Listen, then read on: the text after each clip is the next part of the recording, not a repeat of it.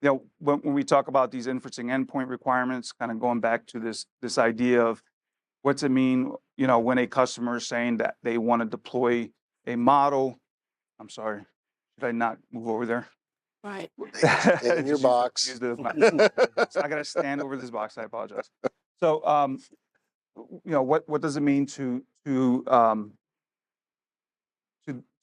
deploy a model?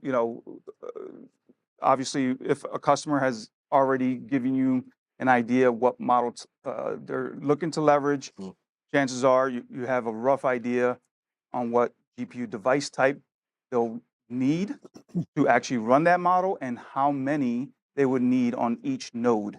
So in this case, again, within our own documentation, we provide reference for exactly the minimum number of GPUs you would need, and and given a GPU device type, how many GPUs you would need for that particular model.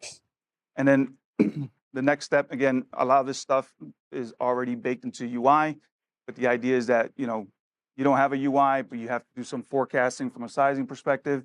So having a little bit of an understanding of this, this level of breakdown will help with some of the forecasting and sizing that you're looking to do. Okay. So,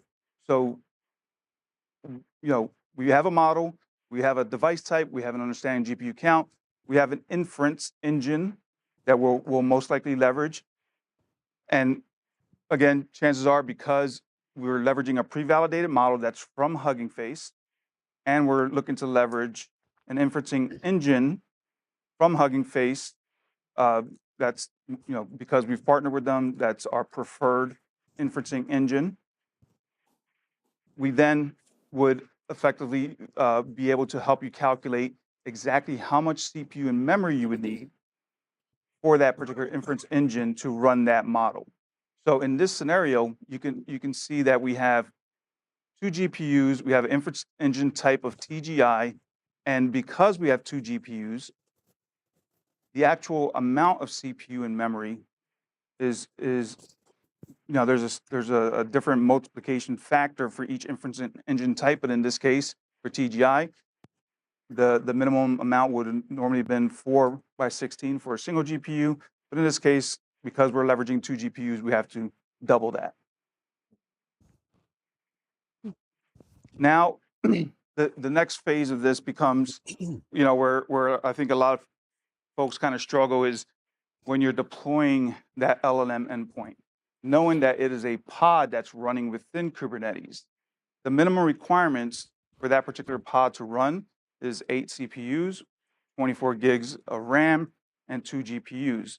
That's for a single instance of that LLM endpoint. When it goes to be deployed, the allocatable resources that are available on your Kubernetes worker nodes have to match that. And naturally, if you have a worker node that only has 8 CPUs, 24 gigs, and 2 GPUs, that is not enough to account for the administrative overhead that may also be running on top of that cluster. Other pods that may be running daemon sets for, let's say, Fluentd for logging and so forth. So this is just the minimum requirements needed to just run that one endpoint, that one instance inside of a single worker node, plus administrative overhead. And then the number of replicas will tell you if you needed to run your LLM endpoint in a high availability fashion. Now you're deploying 2 LLM instances across 2 worker nodes. So they're going to be distributed across 2 worker nodes.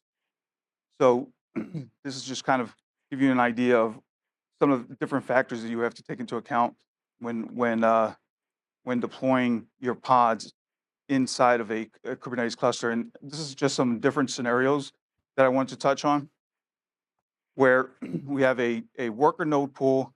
There's 4 different worker nodes.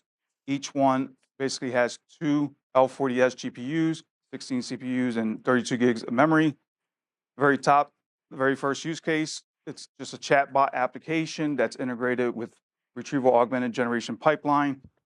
And in this scenario, the customer is looking to leverage 318B, the single L40S GPU that is required, leveraging TGI.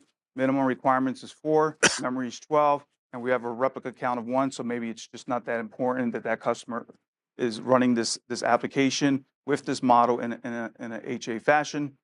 So from a scheduling perspective, you'll see on this last node, this kind of visual of where that pod actually ends up being deployed, and the Kubernetes scheduler is making that determination. Yes. Hi, Denise Donahue, and I promise I won't cause as much trouble as before. It just is surprising to see memory of 32 gig. For the last 2 days, we've been hearing about terabytes of memory in little tiny form factors. And then you're going, yeah, well, 2 GPUs and 32 gig, no sweat. So I mean, that's a typical use case. It depends on the model. That's what it all comes down to. And that's actually kind of one of the value adds, if you will, of NAI. It's when we have a pre-validated model, we're giving you kind of the recommendation of what you would need to run that model, single instance, in your platform, and it be quote unquote production ready. Okay. So you guys have been out, this is Kimberly Bates again, Return Group. You guys have been out with this since November. So by this time you've been configured and talked to customers and everything else about what does a typical configuration look like that's going out the door or is getting proposed at this time? I mean, I'm sure you've got a few installations, but a broader view on your sales pipeline and kind of what that looks like. And where is it going? Because it seems like this is exactly what you're trying to do is an easy button for somebody that wants to roll out with a chatbot or the co-pilot kind of thing or whatever it is. So they don't want to have to figure all this stuff out. And so I've got a mid-size enterprise, I'm a $1 billion firm or whatever, and I don't have the money to set up an entire AI factory, if you will. Mm-hmm. Yeah, I think we're seeing it's definitely shifted over the past year. It started with most people trying to figure out what's the use case that they want to solve within their organization. And again, when I say what's the use case, it's like, yes, we want to consume generative AI, but what do we do with it, right? Like, how do we get ROI for our organizations from this? So that's where we started. And at that point, it was mostly small clusters. It was like, we want to build a POC and we want to prove that there is value, right? And that was basically actually one of the points where Jesse, basically the models that he's showing you, these are all like super small ones. It's like 4 billion, 1 billion. Not something that you would use for a really, high quality production use case. But I think this is in the phase where people are like, let's build a POC and let's show that it works. But then since then, we've seen evolution where people are like, I think it's becoming more and more real, where people are like, I don't think this is a hype cycle. So they're like, okay, so this is going to roll out. And the shadow IT problem is basically causing people to think about, okay, I think it makes sense to have a centralized system, right? So the easy button, you're absolutely right. But the centralized system is what is kind of resonating more because they're like, we need that centralized system where we can actually bring up this one big model, but then it's shared.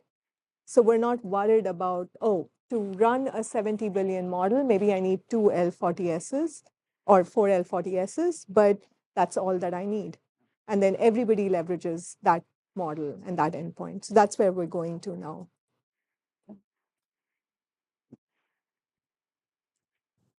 So yeah, so as we do get into kind of a larger model use case, you'll see here that Colama 34B does require a minimum of 2 GPUs for an L40S. All of this has been calculated for you, but it's also documented so that you can do forecasting and sizing. And then naturally, the UI will already account for the number of GPUs, and because of that inference engine type, the amount of CPU and memory that you would require.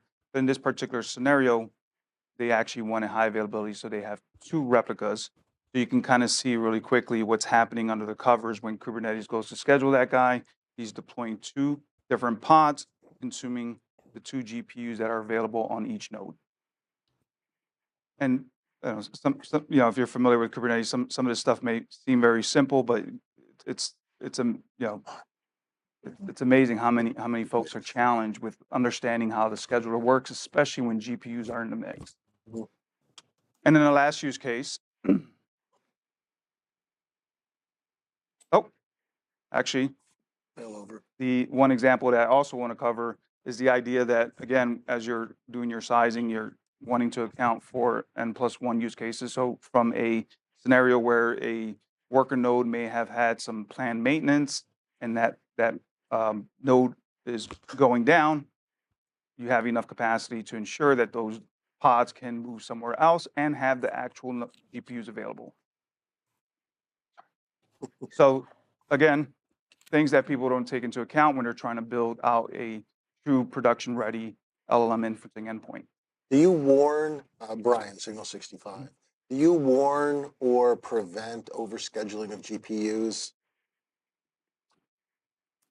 We are hyper dependent on the Kubernetes environment so as a matter of fact, in this particular EKS cluster, it's a persistent cluster that's running compute nodes only for 90% of the time. When you guys saw me in the back trying to do some preparation, all I basically was doing was taking 2 different node pools that were already scaled down to 0 and just increasing the number. As those nodes start to come up, the GPU operator detects that those nodes have GPUs on them, and it starts installing device drivers. Once those guys are up, NAI is ready to start scheduling. Thanks. And the last use case is really just this idea of leveraging compute only for the very small models. So again, if you have end users who are just looking to do some development, some POC testing of these smaller models, the idea that we're accounting for kind of later generation CPU models and taking advantage of them so that we can effectively run those models in an efficient way so that you can actually see some higher degree of performance, lower latency, and still get some value add out of it. And that's pretty much it from an inferencing perspective that I wanted to cover, just to make sure everyone is aware of this. So there are obviously costs associated with all these. Would I be able to get out the back end of this? You're going to implement what kind of calculations of, right? You're going to use how much memory, how much CPU? Yes. Yeah. Right? Yeah. Because again, if you're a citizen data scientist or someone like that, that's new to this, and you have no idea how expensive this could be. Yeah. If you're whatever you're going to be attempting to achieve, right? It could run for quite a bit of time or consume an enormous amount of resources. Would that be something that you already have in here and we just haven't gotten to yet, or is that a next phase? I just want to say that I think that almost it's more like a behavioral thing, if you will. When a customer, a lot of times when they want to run these extra large models, and going into the documentation, they'll see which GPU device types are supported. So let's say a 405B model requires 8 H100s. All of a sudden, that becomes kind of a factor for the customer to kind of revisit A, their budget, B, whether or not they really need that large model. Because if you're running large models, you want a super fast GPU so that you can ensure that you have lower latency. So a lot of times they end up choosing a smaller model. And in many cases, they won't even choose an H100 for those smaller models. They'll actually go with L40S because less cost prohibitive. And that becomes kind of the target. And that's, again, going back to my first slide. Now I know my model. I know my GPU device type. I know how many GPUs I need. So now I can start kind of the process of, sizing. Yeah. Right. I could see somebody who's trying to learn how to become a better prompt engineer, just as an example, right? Or someone that's brand new to that and Right. is just saying, how big is space versus something very specific. Yeah. Right. Okay. No, I'm just curious. No, I think that's a great question, right? And the way Jesse was kind of walking through this is the kind of conversation we would have with our customer before they commit to the product, I got it. right? And so we're having these conversations essentially to prep them and say, okay, everybody does want the latest and the greatest. You probably want Llama 4, but this is what it means, right? And this is the calculation where it's like, okay, so you are going to need, H100s or you are, and this is going to be the budget, right? And so that's kind of the offline piece of the entire calculation. But then to your point, I think there is also a piece that comes after you've bought the GPU, right? Where you're like, people are trying to prompt engineer, they're trying to try these new models. And then they want to know, okay, now to run this, as I start, maybe I start with 2 users and then I expand to 15 users, right? What does that look like? Like in terms of consumption, right? Yeah. And that's where I think as a philosophy, Nutanix has always been about start small, scale as you find the need. And I think we've carried that forward with AI as well, because we're like, we don't want to force people to have to commit to having 200 users when they start, because it is a new field. And to your point, it's like, until people have used it to a certain degree, they don't know the trade-offs in the model, right? I can't name the customer, but I can tell you that just as Jesse was talking about how some people change their mind after they figure out what it needs to run the model. Some of the customers have actually chosen to run quantized models where bring down the level, right? They go to a 4-bit or an 8-bit quantized model. And interestingly, for some use cases, they find it just works. Like it gives them what they need. So they're not worried about using a quantized model. So I was going to say, I think the concept of an easy button, as Kimberly said, AI in a box is really nice. It's maybe not targeted to a highly technical user, somebody who doesn't know Kubernetes, which is great. There's a whole lot of people that would benefit from this. I see a good customer base for it. It's not dependent on Nutanix hardware, correct? Yes. Okay. And I think we saw you running it in the cloud as your demo. Yes. Assumption that customers would actually be doing the same thing. Yeah, Yes. I can speak to that. Yes. No. No. So you intend this to be an on-premises deployment? No, we believe in choice. But to answer your question about do most customers choose the cloud, the honest answer is no. A completely different question, which is sorry. much more about is if it's in the cloud or not in the cloud. You mentioned something about sort of offline in terms of cost, right? Because you're basically saying if you're using us and you're using this particular model, then you need to have a cluster size like this. Great. Now, when you're running this, particularly if you're running it in cloud, do you have any metrics, FinOps, any of that baked in at the moment? Okay, got it. We don't do FinOps for the clouds, honestly, because we're also cloud agnostic, right? We're not saying, hey, run on EKS or AKS. We're like, run on any Kubernetes of your choice. It could be anywhere, hosted anywhere. But the piece that I will say is this one, of course, is an offline calculation, to your point about cluster. But there was something that we do in product, which will work even on any cloud, on EKS or AKS, right? And the in-product piece is once you've purchased. So from AWS, you've decided to consume some GPU, right? But then you still need to bring up an endpoint for a model. And you need to resource that endpoint. And you need to either manually calculate that resourcing or you need somebody to do it, right? And that's what the product will be. So the Nutanix Enterprise AI product bakes in. Thank you. So it'll basically be auto-populated when you try to do the endpoint creation. Yeah, I think it's just when you get to the realm of the non-platform engineers, then having some metrics capability that says basically every time you do this, it's going to run and it's going to take some significant computation, and we've tracked your usage over time. Oh, okay. And you know, you guys, we've got an easy button, right? So you have a non-platform engineer who's using this.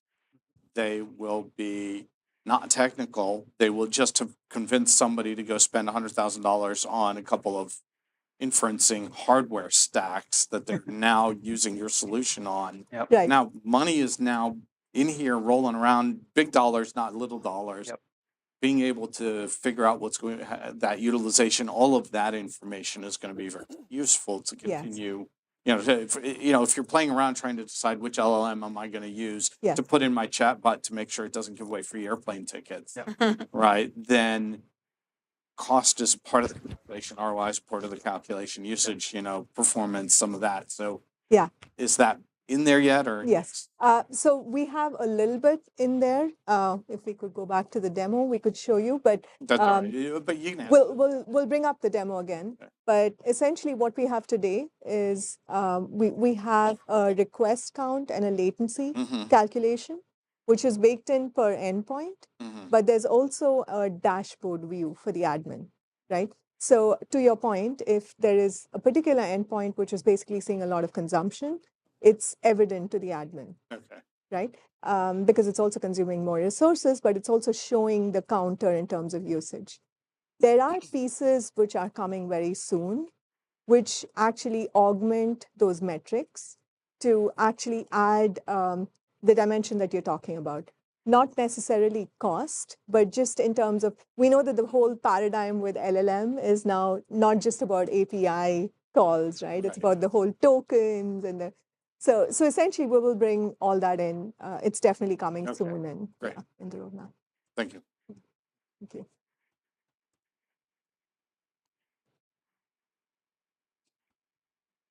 And I mean, that's Over to really you. all I had to share, So we, to be honest. we had a quick question here that's actually coming from Max. The question on, is this running on AHV? Yeah, It is running on AHV? I can answer that. So again, I think we're confusing everyone because of all the choices that Yeah. we have.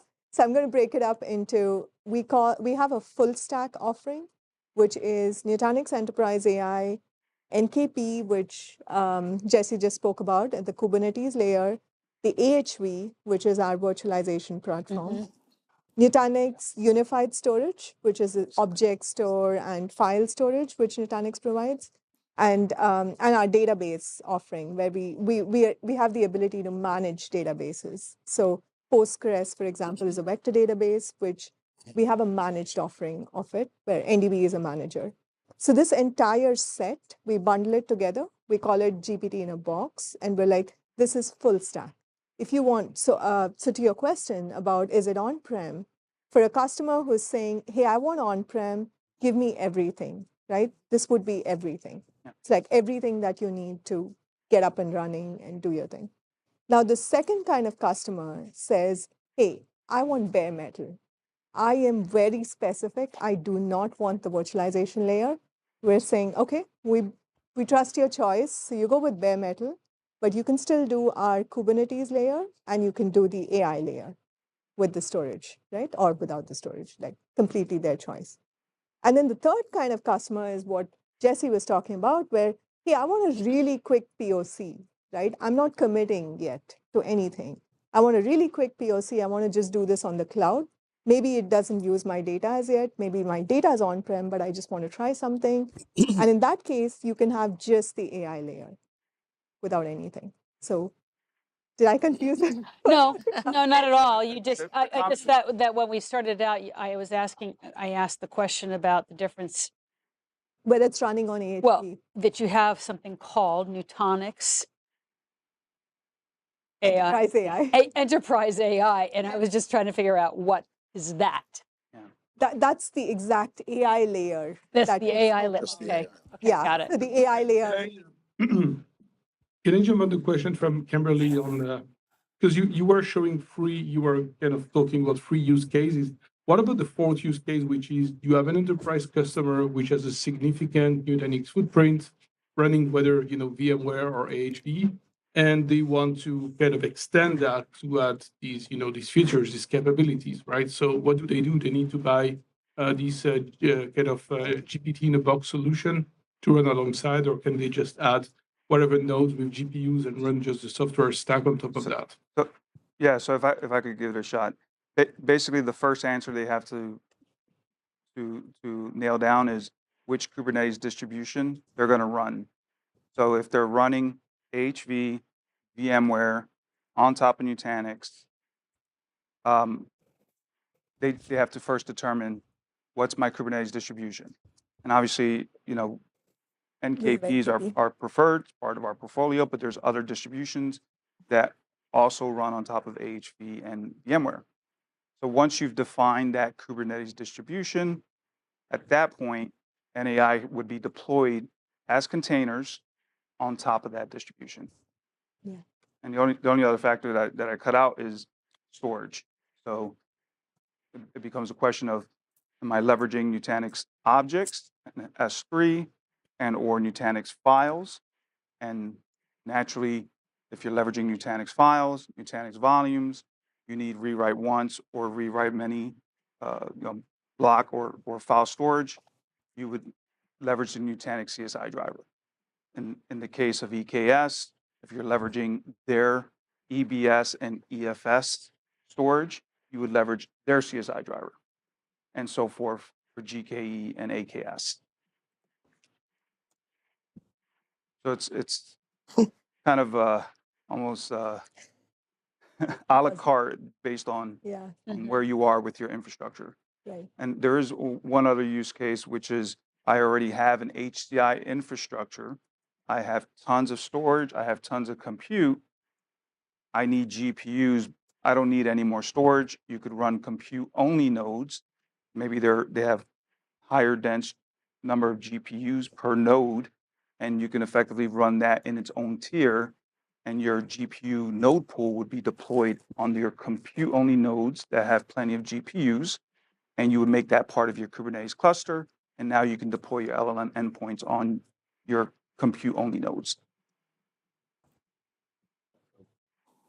Once again, I'll step back in here. I'm Mike Armundi. I'm product marketing manager. And to add to what Jesse says, no, that was great. I think what we're talking about, to answer your question very cleanly, is that we have licensing options for NAI that includes all those things. So from that perspective, we align to exactly how the customer setup is. In the case exactly how you mentioned, they would probably purchase NAI and NKP on top of their current stack and add that to their current distribution at that point.